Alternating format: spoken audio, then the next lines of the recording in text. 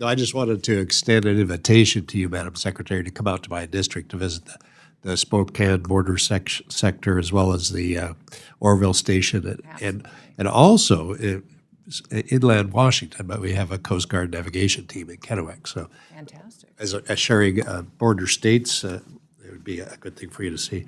I just wanted to say one thing.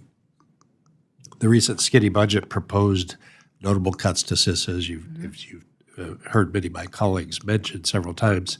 I just wanted to mention that last summer and in March, I believe, CISA provided some farmers and ranchers in my district a briefing and training on protecting food from farm to table with cybersecurity and protective emphasis workshop. And I just wanted to encourage you to look at that. I think it was very well received, and I think it would be a good thing for a program to continue using. Let me ask about sanctuary jurisdictions. I believe state and local partnerships truly are important for the agents and the officers at DHS to execute their mission. How have sanctuary jurisdictions or state or municipal governments hindered the agency's mission to protect the homeland?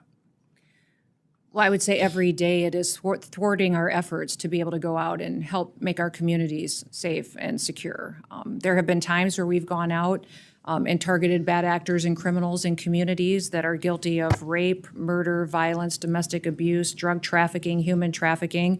And when we've gone in to do those operations, we have not had the backup of local law enforcement. We've not able to have leaders that have walked alongside of us in support of securing their communities and been there for ICE agents that are out there putting their lives on the line to help secure and get these bad criminals off their streets. And those individuals are protecting them with their decisions, their political rhetoric. They're also filing lawsuits against us and the authorities that we're exercising to try to jam us up in court rather than giving us the opportunity to go out there and really follow through on what our commitment has been to this country. So the sanctuary jurisdictions have been fighting this administration in trying to do what the American people asked President Trump to do in November, and that was to make their communities safe again. I will tell you that when I've been out on the front lines with many of these agents, when they've been doing operations in the early morning sweeping up criminals, they are doing the hard work, and many times in partnership with local law enforcement in cities. So we appreciate that partnership and where we can get it.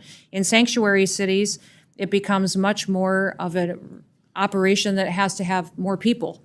We have to commit more ICE agents, more federal officers there because the local community has not, and the leadership there has not been supportive.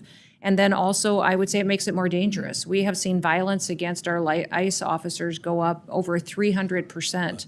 And I think that's because of the rhetoric out there by local mayors and governors who have, put out misinformation and perpetuated lies about law enforcement and what they're trying to do to help communities. I remember the morning I was in New York City, we were conducting ICE operations on known criminals that were guilty of violent abuses and breaking the law. We had community members that were walking by on the street that were taking their kids to school, and when they would walk by, they would say, "Thank you. Thank you for being here."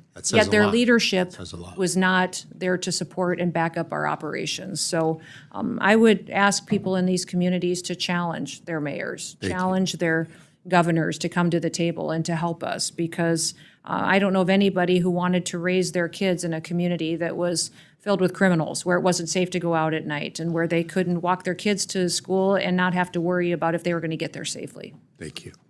I'm going to switch topics really quick in the short amount of time we have left. Tariffs. Yes. We both come from agricultural states. I fully recognize the importance of tariffs to help level the playing field and provide a fair opportunity for our producers to compete on world market. But I also remember in 2018 retaliatory tariffs on agricultural products, which felt the brunt of those efforts. Could you talk just a little bit, if I could, without putting you, it's not a gotcha question, but I just wanted to express the concern that agriculture doesn't need any more challenges right now. Could you talk a little bit about some of the conversations maybe that you're having at the executive level about retaliation? Yeah, thank you for that. I've worked on food policy for 30 years.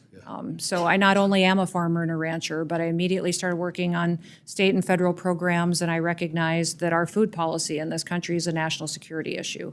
And keeping farmers out on the land, producing our food, is imperative to making sure that we can feed ourselves, and another country doesn't control us by controlling our food supply. So President Trump recognizes this, and we've spoken for hours about the importance of having farmers here in this country growing our food and having many farmers, not allowing just one or two big companies or conglomerates control that supply, because it makes food affordable and available to every single American. The President Trump, if you remember back during that period of time, was there for farmers. He helped them with assistance when those retaliatory tariffs came into place. And he recognizes that this negotiation that we're having now with these countries has to happen to level the playing field. We've been treated unfairly in trade agreements for many, many years. When I was in Congress, I served on the Ways and Means Committee, which many people refer to as the committee that has the most ways it can be mean, because it has taxes and trade and tariffs and all the different jurisdictions as far as what can happen. But I would say specifically, working on trade agreements while I was there, I recognized how we could come to a trade agreement and facilitate that. But then we also would, as soon as our shipments of soybeans hit the shores of China, they would reject it for different sanctions or regulations such as sanitary or phytosanitary reasons, and would manipulate how they interpreted those agreements and didn't adhere to them anyways. So President Trump is all in to make sure that we rectify the wrongs of the past and make sure that we're treated fairly and get our jobs back home here in America. So far, CBP has collected over $32 billion worth of tariffs since April 2nd has gone into place. And they've adjusted and done that, and these countries are feeling the pain enough that they're coming to the table and having negotiations with this administration to make sure that we're treated fairly and our farmers and ranchers are treated fairly in the future. Appreciate that, Mr. Chairman. I will yield back.